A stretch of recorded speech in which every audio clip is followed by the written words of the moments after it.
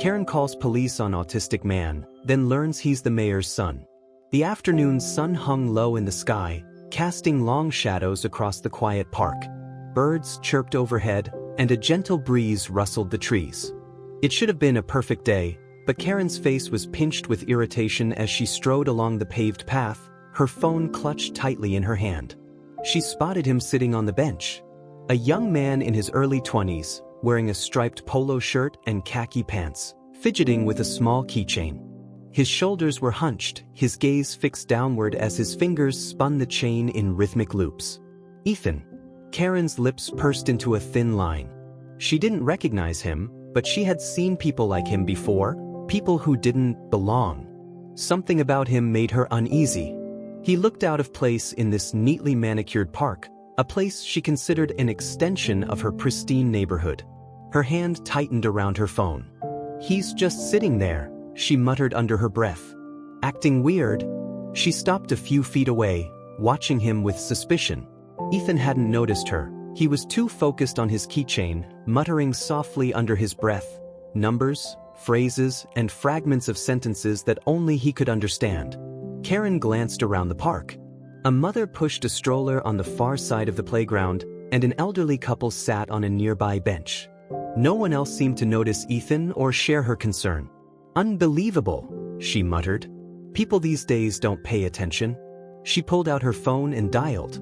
911, "What's your emergency?" A calm voice answered.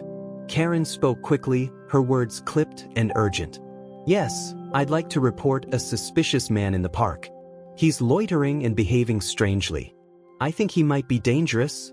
The dispatcher's tone remained neutral. "Can you describe the individual, ma'am?"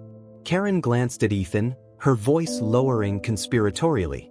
"He's a young man, white, maybe early 20s. He's acting odd, fidgeting with something in his hands and muttering to himself.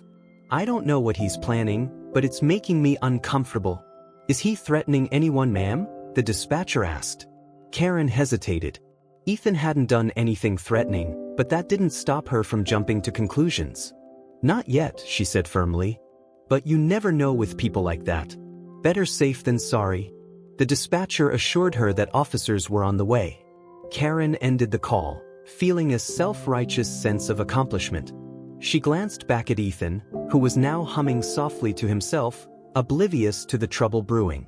Minutes later, the sound of approaching sirens shattered the park's peaceful atmosphere. 2 patrol cars pulled up at the curb, and uniformed officers stepped out. Karen waved them over, eager to explain the situation. "There he is," she said, pointing at Ethan, who was still seated on the bench. "I don't know what he's up to, but he's been acting very suspicious. He's making everyone uncomfortable." The officers exchanged glances, their expressions carefully neutral. They approached Ethan cautiously, one of them speaking in a calm, measured tone. "Sir, can we talk to you for a moment?" Ethan looked up, startled by the sudden attention. His fingers stilled on the keychain, and his eyes darted nervously between the officers. "I didn't do anything," he said quietly, his voice trembling. "We just want to ask you a few questions," the officer said, keeping his voice steady. "Can you tell us your name?" Ethan hesitated, his hands gripping the keychain tightly. Then, he stammered. "I'm not in trouble, right?" Karen crossed her arms, watching the scene unfold with a smug sense of vindication. "See? He's nervous because he knows he's been caught." One of the officers glanced at her sharply. "Ma'am, please step back and let us handle this." Karen huffed but complied, retreating a few steps while keeping her eyes fixed on Ethan. "You're welcome," she muttered under her breath. Ethan was visibly shaken, his body tense as the officers continued their questioning. "What are you doing here today, Ethan?" one of them asked. I was just sitting," Ethan said, his voice barely audible. "I like the park. It's quiet." "Do you live around here?" the officer asked. Ethan nodded, fumbling in his pocket for his wallet. He pulled out an ID and handed it over, his hands trembling. The officer examined it, his brow furrowing as he read the name. "Ethan Pierce," he said aloud. His eyes widened slightly, and he glanced at his partner before stepping away to make a quick call on his radio. Karen watched with growing impatience. "What's the holdup?" she demanded. He's obviously hiding something. People like him don't just sit around for no reason. Ma'am, the remaining officer said firmly, I need you to stay back and let us do our job. Karen opened her mouth to argue, but before she could speak, the officer who had stepped away returned, his expression tense. He leaned in to whisper something to his partner, and both of them exchanged a look of alarm. Ethan, still clutching his keychain, looked on anxiously. Am I in trouble? He asked again. The officer crouched down to meet his gaze. No, Ethan, you're not in trouble. But can you wait here for just a minute? We're going to make a phone call. Ethan nodded, relief washing over his face. But I'll wait. Karen frowned, confused by the sudden shift in the officer's demeanor. What's going on? She demanded. Why aren't you arresting him? The officer ignored her, pulling out his phone and dialing a number. After a few rings, someone answered. Mayor Pierce, the officer said, his tone respectful. We're at Riverview Park, and we've just had an interaction with your son, Ethan. Karen's jaw dropped, her face going pale. Son, she whispered, her voice barely audible. Karen froze, the officer's words echoing in her ears. The mayor's son? She felt a sudden wave of panic wash over her.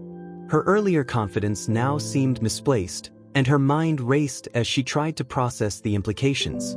The officer stepped away to continue his conversation with the mayor, his tone calm but firm. Yes, sir, he's fine. He was sitting quietly in the park when we were called. It appears there's been a misunderstanding. Karen's heart began to pound. A misunderstanding? No, that couldn't be right. She had been sure Ethan was suspicious, hadn't she? She glanced over at him. Ethan was now sitting quietly on the bench, his head bowed and his fingers nervously spinning his keychain again. Excuse me, Karen said, her voice faltering as she stepped closer to the second officer. What's going on here? Why are you calling the mayor? The officer's expression was unreadable as he turned to her. Ma'am, Ethan is the mayor's son. He has autism, and he wasn't doing anything wrong. We're simply following protocol to ensure he's safe. Karen's mouth opened, but no sound came out. Her stomach churned as the weight of her actions began to sink in. I didn't know, she stammered, her voice barely above a whisper. You thought what, ma'am? The officer said, his tone firm now. You thought someone sitting on a park bench, minding their own business, was a threat? Based on what? Karen bristled at his tone but couldn't find the words to defend herself. She had called the police out of fear, out of a snap judgment she was now beginning to regret. Minutes later, a sleek black car pulled up to the curb.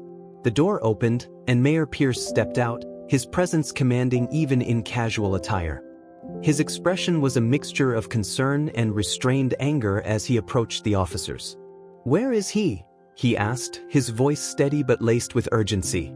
The officer motioned toward Ethan, who was still sitting on the bench. He's right there, sir. He's fine. Just a little shaken up. The mayor's face softened as he walked toward his son. Ethan, he said gently, crouching down in front of him. Are you okay, buddy? Ethan looked up, his face lighting up at the sight of his father.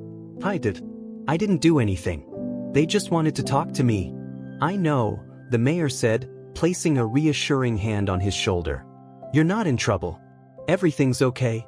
Karen watched the interaction, her throat tightening with guilt.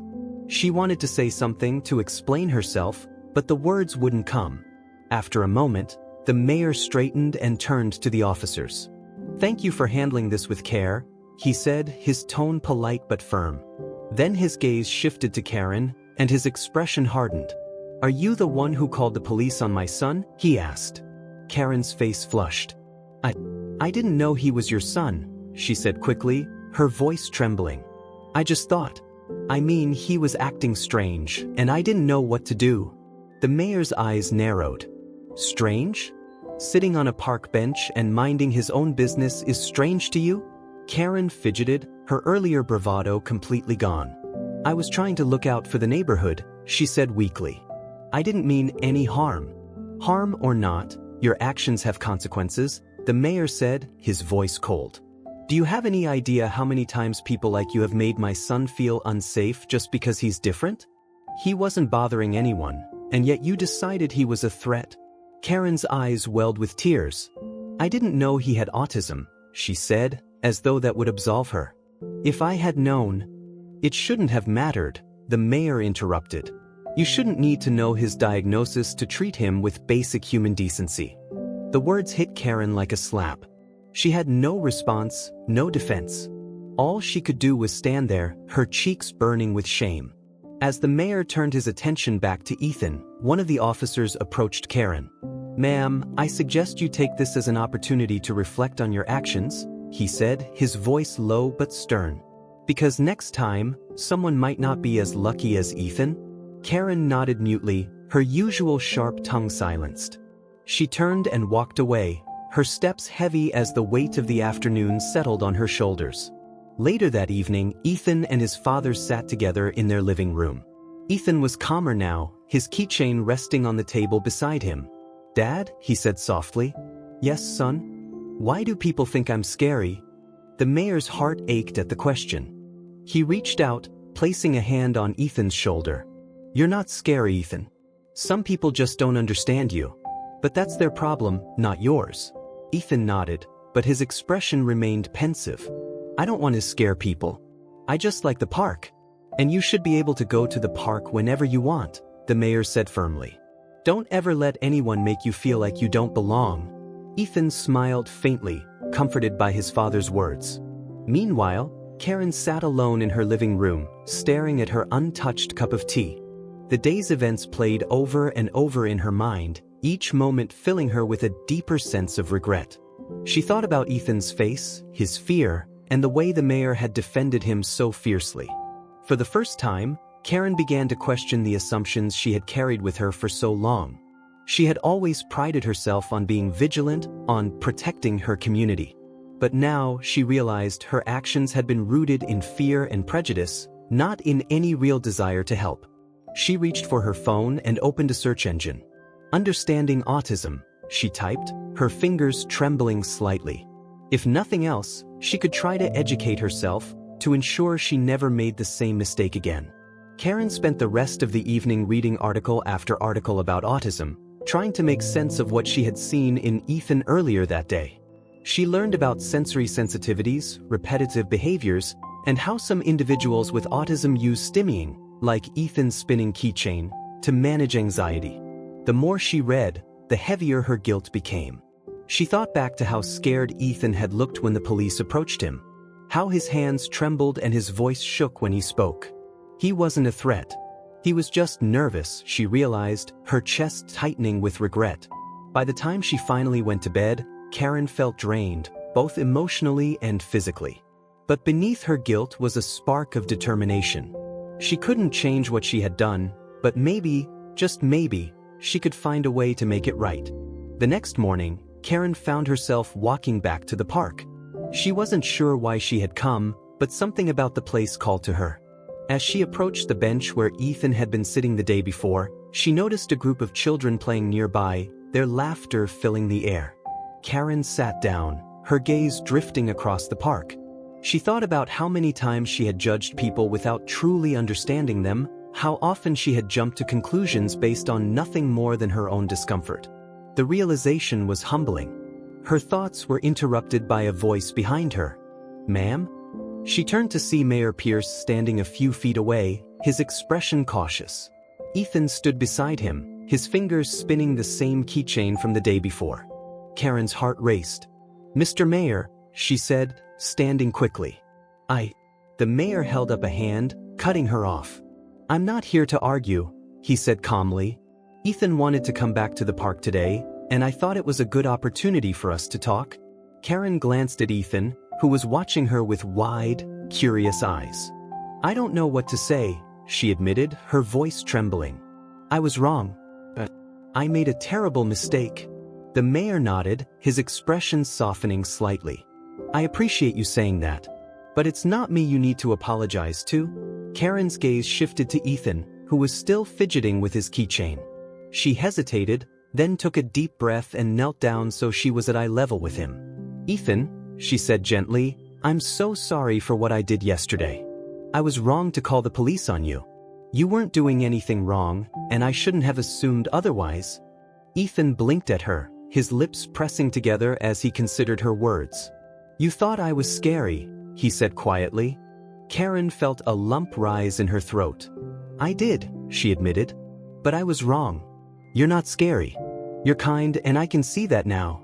I hope you can forgive me." Ethan stared at her for a long moment, then nodded slowly. "Okay," he said simply. "But don't do it again." Karen let out a shaky laugh, tears pricking at the corners of her eyes. "I won't. I promise." Over the next few weeks, Karen made a concerted effort to learn more about autism and how she could be a better ally. She attended workshops at the local community center, read books recommended by experts, and even volunteered with an organization that supported autistic individuals and their families. The process wasn't easy. Karen had to confront many of her own biases and unlearn habits she had carried for years. But with each step, she felt herself growing, becoming more compassionate, more understanding, and, above all, more willing to listen. One day, as she was leaving a workshop, she saw Mayor Pierce and Ethan walking into the community center. Karen hesitated, then approached them with a smile.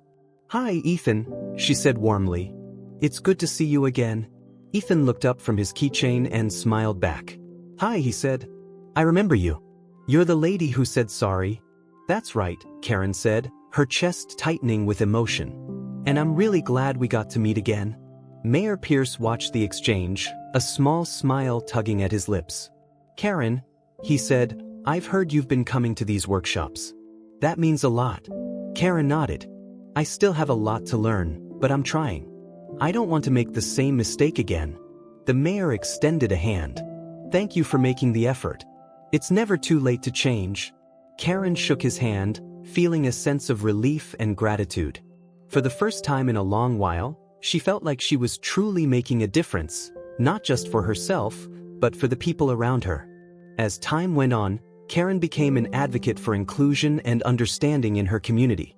She organized events at the park to raise awareness about autism, inviting families like the Pierces to share their stories.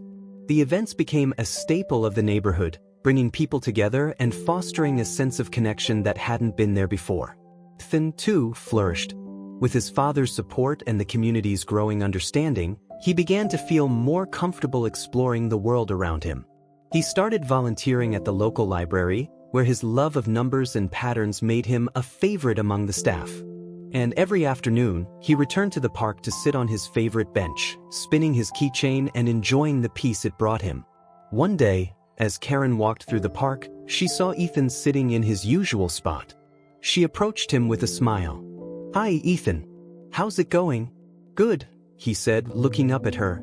"I like the park. It's quiet." Karen sat down beside him, her heart swelling with pride at how far they had both come. "Me too," she said. "It's a good place to think." Ethan nodded, spinning his keychain. "Do you think people still think I'm scary?" Karen shook her head. "No, Ethan. I think people are starting to understand you better. And that's because of you." Ethan smiled, and for the first time, Karen felt a deep sense of peace. She had made a mistake, one that could never be erased, but she had also taken steps to make amends. And in doing so, she had learned the true meaning of compassion and community. Karen's transformation didn't go unnoticed in the community. Her once overly cautious and judgmental demeanor was replaced with a genuine warmth and openness. She became known for her efforts to foster inclusion and understanding, and people began to approach her with their own stories of learning and growth. It wasn't just about Ethan anymore. Karen had become a bridge, connecting people who might otherwise have remained strangers. One day, the mayor invited Karen to his office for a private meeting. She wasn't sure what to expect but accepted the invitation with a mix of curiosity and nervousness. When she arrived, she was greeted warmly by his assistant and ushered into the spacious office overlooking the city. Mayor Pierce stood as she entered, extending a hand. "Karen, thank you for coming." "Of course, Mr. Mayor," she replied, shaking his hand. "What can I do for you?" He gestured for her to sit, then took his own seat behind the desk. "I wanted to thank you personally for the changes you've made, not just in yourself but in our community. You've gone above and beyond to make amends, and it hasn't gone unnoticed." Karen felt her cheeks flush. "I was just trying to make things right," she said. After what I did, I knew I couldn't just walk away. And you didn't, the mayor said firmly. In fact, you've inspired others to take a closer look at their own actions and assumptions. That's not something many people can say. Karen smiled, a mix of pride and humility washing over her. Thank you, Mr. Mayor. That means a lot. I also wanted to share something with you, he continued, leaning forward. Ethan has been doing incredibly well lately. He talks about you often, how you apologized and how you've been working to help others understand him and people like him. It's made a bigger impact on him than I think you realize. Karen's heart swelled at the thought. Ethan's an amazing young man, she said. I'm the one who's lucky to have met him. The mayor nodded, his expression softening. Which brings me to why I asked you here. The City Council is planning a new initiative to promote inclusion and accessibility in our public spaces, and I'd like you to be part of it. Karen's eyes widened. Me? Are you sure? Absolutely, the mayor said with a smile. Your journey is exactly the kind of story we need to inspire change. You've shown that it's never too late to learn, to grow, and to make a difference. I think you'd be perfect for this. Karen hesitated, the weight of the offer sinking in. I don't know what to say. Say yes, the mayor said simply. We'll figure out the rest together. After a moment, Karen nodded, a small smile spreading across her face. But I'd be honored. The initiative, titled Bridges of Understanding, launched with a citywide campaign aimed at fostering empathy and inclusion. Karen played a key role, organizing workshops, speaking at schools, and working with local businesses to make their spaces more accessible. She collaborated closely with the mayor and his team, drawing on her own experiences to create programs that resonated with the community. Ethan, too, became an ambassador for the initiative. With his father's encouragement, he shared his story at events and even helped design sensory-friendly spaces in parks and libraries. His unique perspective and unwavering kindness made him a natural leader, and people were drawn to his authenticity. Together, Karen and Ethan became unlikely partners in the effort to create a more inclusive city. Their bond, forged through misunderstanding and redemption, became a symbol of what was possible when people chose compassion over judgment. One evening, as Karen and Ethan stood in front of a crowd at the grand opening of a new sensory-friendly park, Karen reflected on how much her life had changed. She glanced at Ethan, who was nervously fidgeting with his keychain but smiling nonetheless. Karen stepped up to the microphone, her voice steady and full of emotion. A year ago, I made a mistake, she began. I let fear and assumptions guide my actions, and in doing so, I hurt someone who didn't deserve it. But that mistake led me here, to this moment, surrounded by a community that has taught me the power of understanding and the importance of listening. She looked at Ethan, her eyes shining with gratitude. Ethan has been my greatest teacher. He's shown me that everyone has a story, and it's up to us to take the time to understand it. This park, and everything it represents, is a testament to what we can achieve when we come together. The crowd erupted into applause, and Karen stepped back to let Ethan take her place at the microphone. He hesitated for a moment, his fingers spinning the keychain faster than usual, but then he looked out at the crowd and began to speak. I like this park, he said simply, his voice clear but soft. It's quiet and it feels safe. I think everyone should have a place like this. The simplicity of his words struck a chord with the audience, and they applauded again, their cheers filling the air. Ethan smiled shyly, stepping back to stand beside Karen. You were amazing, Karen whispered, squeezing his shoulder.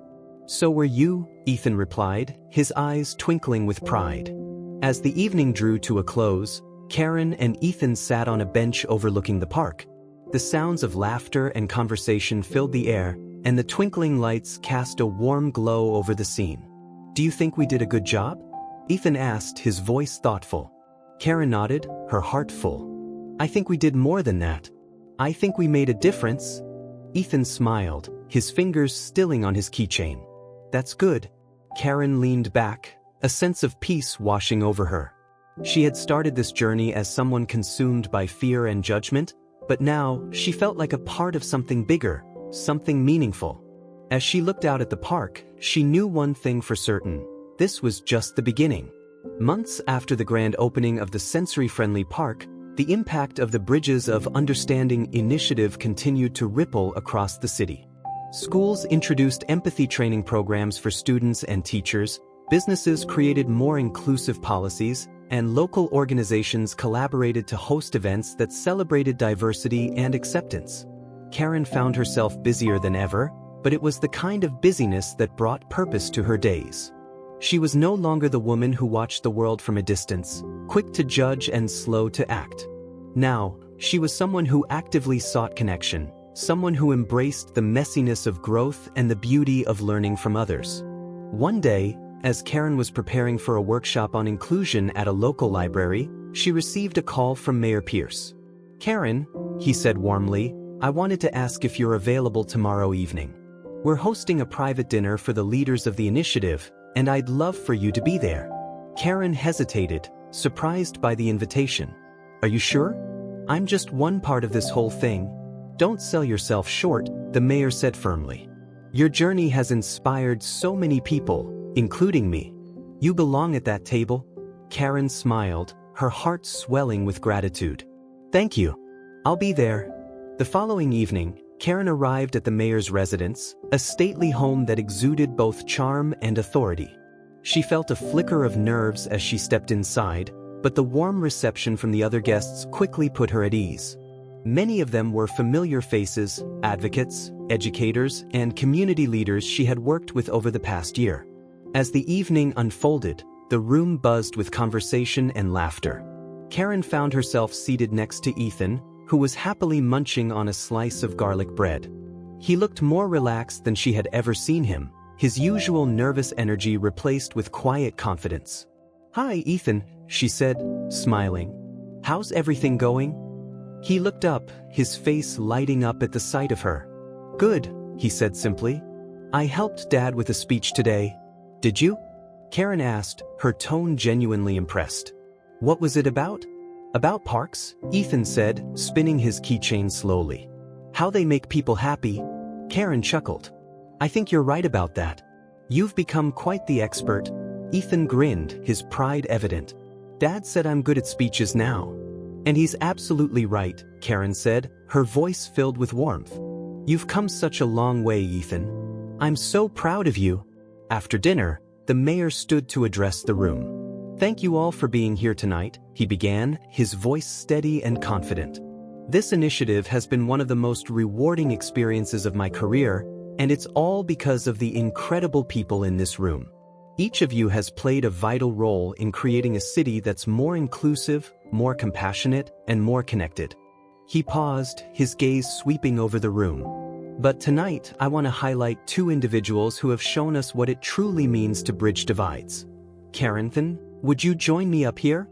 Karen felt her heart skip a beat as she stood, her cheeks flushing with both pride and nervousness. Ethan rose beside her, his fingers gripping his keychain tightly as he walked to the front of the room. The mayor placed a hand on Ethan's shoulder and gestured toward Karen. "Karen, your willingness to confront your own biases and turn a moment of misunderstanding into a journey of growth has been nothing short of inspiring. You've shown us that change is possible, no matter where you start." He turned to Ethan, his voice softening. "And Ethan, your courage, kindness, and unique perspective have taught us all so much. You've reminded us that every person has value, and every voice deserves to be heard." The room erupted into applause, and Karen felt tears prick at the corners of her eyes. She looked at Ethan, who was beaming, his confidence shining brighter than ever. After the event, Karen and Ethan found themselves back in the park where it all began. The evening air was cool and crisp, and the sound of crickets filled the silence between them. "Did you ever think we'd end up here?" Karen asked, her voice quiet. Ethan shook his head, his keychain spinning lazily in his fingers. "No, but I like it." Karen smiled, her heart full. "Me too." They sat in comfortable silence for a while, watching the stars appear in the night sky. Karen thought about how much her life had changed since that fateful day in the park, how much she had learned not just about autism but about herself. "I'm glad I met you, Ethan," she said finally. "You've changed my life." Ethan looked at her, his expression thoughtful. "You changed mine too," he said simply. Karen felt a lump rise in her throat, But it wasn't from guilt or regret this time. It was gratitude, pure, overwhelming gratitude for the second chance she had been given and for the friendship that had come from it.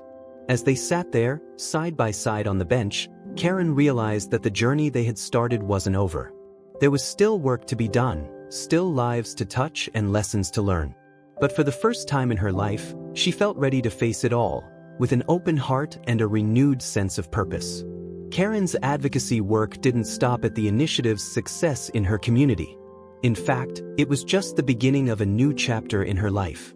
She realized that her transformation was a story worth sharing, not because it glorified her past mistakes, but because it showed how understanding and growth could ripple outward to inspire others. One of Karen's first major projects was a workshop series called Steps to Understanding. She designed it to help others confront their own biases, much like she had done. The workshops became a hit, attracting people from all walks of life: teachers, business owners, parents, and even local law enforcement. Karen used her own experience as a starting point, sharing her mistakes openly and without defensiveness. "None of us are perfect," she said during one session, standing in front of a packed community center hall. "The important thing is to recognize when we've been wrong and to take steps to do better. I thought I was protecting my neighborhood by making assumptions about Ethan. But the truth is, I wasn't protecting anyone. I was letting fear and ignorance guide my actions." The room was silent as Karen paused, her gaze sweeping over the crowd.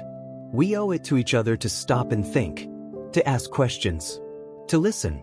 That's how we build understanding, not by shutting people out, but by bringing them in. Karen's message resonated deeply, and soon, her workshops were being requested in neighboring towns. She traveled to schools, libraries, and even corporate offices, sharing her story and helping people explore their own assumptions. Each session ended with actionable steps attendees could take to become more inclusive in their daily lives. Her work also led to collaborations with other advocates and organizations. She partnered with autism advocacy groups to create resources for schools, including a program that paired neurotypical students with neurodivergent peers for joint projects. She also worked with local businesses to implement sensory-friendly practices, such as offering quiet shopping hours and training staff to better assist autistic customers. One of her proudest moments came when she was invited to speak at a statewide conference on inclusion. The event was attended by educators, policymakers, and community leaders from across the state, and Karen was one of the keynote speakers. Standing on the stage, Karen felt a mix of nerves and pride. She began her speech with the same honesty that had defined her journey. "I'm not an expert," she said. "I'm just someone who learned the hard way how much damage ignorance can do. And I'm here to tell you that change is possible, not just for individuals like me, but for entire communities." As she spoke, she shared the story of Ethan and how he had inspired her to rethink everything she thought she knew about the world. She talked about the transformation in her community, from a place of suspicion and judgment to one of compassion and understanding. And she challenged the audience to take those lessons back to their own communities. Back in her hometown, Karen continued to work closely with Ethan and Mayor Pierce. The two had become her closest allies, and together, they pushed the Bridges of Understanding initiative to new heights. They organized citywide events, including art fairs, talent shows, and public discussions that celebrated neurodiversity and inclusion. Ethan, now a young adult with growing confidence, became a frequent speaker at these events. He shared his perspective with quiet honesty, often drawing laughter and applause with his sharp observations and heartfelt sincerity. During one such event, Ethan stood on a stage in front of hundreds of people. Karen watched from the front row, her chest swelling with pride as he spoke. "People used to think I was scary," Ethan said, his fingers spinning his keychain as he spoke. "But now, they see me for who I really am. And I see them too. We're all just people, trying to understand each other." The audience erupted into applause, and Ethan beamed, his usual nervous energy replaced by a quiet confidence. Karen wiped a tear from her cheek, feeling more certain than ever that the work they were doing was making a difference. One day, Karen received a letter from a woman in a neighboring town who had attended one of her workshops. The woman wrote about her own son, who had autism and often faced judgment and exclusion from their community. "Your story gave me hope," the letter read. "It reminded me that people can change and that it's worth fighting for understanding. Thank you for sharing your journey and for helping me see that we're not alone." Karen kept the letter on her desk as a reminder of why she had chosen this path. Every time she felt overwhelmed or doubted her ability to keep going, she read those words and found the strength to continue. Years later, Karen was asked to lead a panel at a national conference on inclusion and accessibility. The invitation felt surreal. Her journey, which had begun with a single misguided phone call, had brought her to a stage she never could have imagined. As she prepared for her presentation, she reflected on how much she had grown and how much she had learned from Ethan, the mayor, and the countless others who had shaped her journey. Standing on the stage in front of a packed auditorium, Karen began her speech with the same words she had used so many times before: "None of us are perfect. But all of us have the capacity to learn, to grow, and to make a difference." As she spoke, she felt the weight of her past mistakes lift even further. She wasn't just sharing her story, she was helping others find their own path to understanding. And that, she realized, was the greatest redemption of all.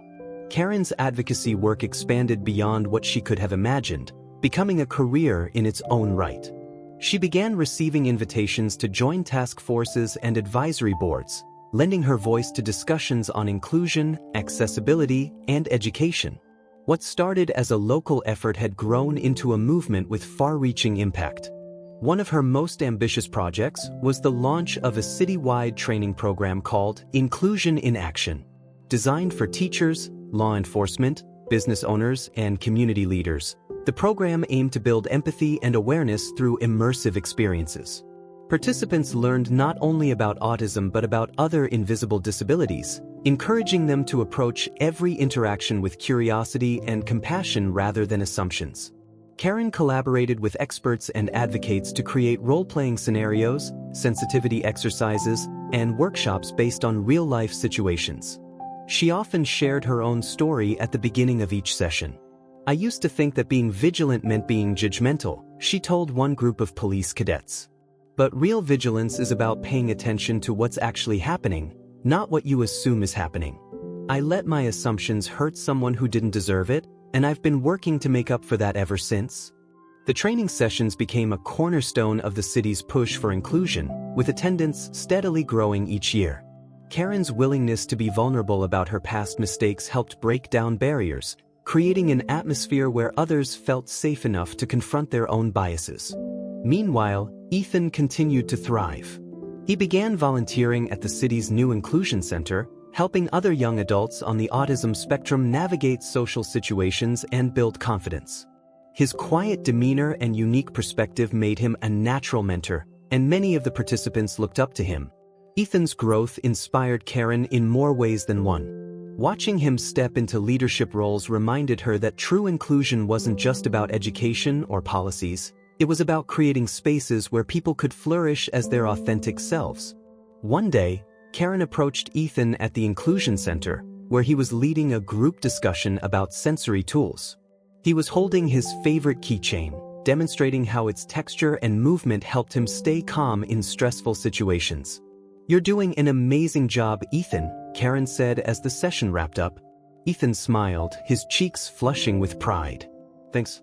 I like helping." Karen sat beside him, her tone thoughtful. "I've been thinking about expanding the training program to other cities. I'd love for you to be part of it." Ethan's eyes widened. "Me? But I'm not. I'm not like you. I don't give speeches and stuff." "You don't have to be like me," Karen said gently. "You just have to be yourself. Your story matters, Ethan. People need to hear it." Ethan considered her words, his fingers spinning the keychain. "Okay," he said finally. "I'll try." Their first trip together was to a neighboring city that had expressed interest in adopting the Inclusion in Action program. Karen and Ethan led workshops for school administrators, local police, and community volunteers. While Karen handled most of the speaking, Ethan's presence added a layer of authenticity that resonated deeply with the participants. During one session, a teacher asked Ethan how they could better support students on the autism spectrum in the classroom. Ethan hesitated, his gaze flicking to Karen for reassurance. She nodded, giving him an encouraging smile. "Listen to them," Ethan said simply. "Sometimes we don't know how to say what we need, but if you listen, you'll figure it out." The room fell silent as his words sank in. One of the teachers later approached Karen to say how much Ethan's perspective had changed her understanding of her students. As the years went on, Karen and Ethan's partnership became a model for communities across the country. They were invited to speak at conferences, collaborate with policymakers, and consult on projects ranging from inclusive playgrounds to sensory-friendly workplaces. Their work was featured in articles and documentaries, shining a light on the importance of empathy and the power of second chances. But despite their growing platform, Karen remained deeply connected to her local community. She continued to organize workshops, attend events at the Inclusion Center, and mentor others who were beginning their own journeys of understanding. One day, while reviewing materials for an upcoming training session, Karen received an email that brought tears to her eyes. It was from a woman in another state who had seen a video of one of Karen's speeches online. "I used to think I was doing the right thing by keeping my distance from people I didn't understand," the email read. "But your story made me realize how much harm I was causing without even knowing it. I've started volunteering with an autism support group, and it's changed my life. Thank you for showing me that it's never too late to do better." Karen forwarded the email to Ethan with a simple message: "This is why we do what we do." As Karen and Ethan's impact continued to grow, so did their bond. What had begun as a moment of misunderstanding had blossomed into a friendship that defied expectations. Together, they had built something bigger than themselves, something that would outlast them both. One sunny afternoon, Karen and Ethan returned to the park where their journey had begun. They sat on the same bench, watching children play and families enjoy the sensory-friendly spaces they had helped create. "Do you remember that day?" Karen asked, her voice soft. Ethan nodded, spinning his keychain. "Yeah." "You were really mad." Karen laughed, the sound light and free. "I was. And I was wrong. But I'm glad it happened." "Me too," Ethan said, his gaze steady. "It changed everything." Karen placed a hand on his shoulder, her heart full. "You changed everything, Ethan. And I'll always be grateful for that." As they sat together, the park filled with life around them, Karen realized how far they had come and how much more there was still to do. Their journey was far from over, but for now, she was content to sit in the moment, knowing that they had already made a difference. Together, they had turned a moment of misunderstanding into a movement of hope. And together, they would continue to build bridges of understanding, one step at a time.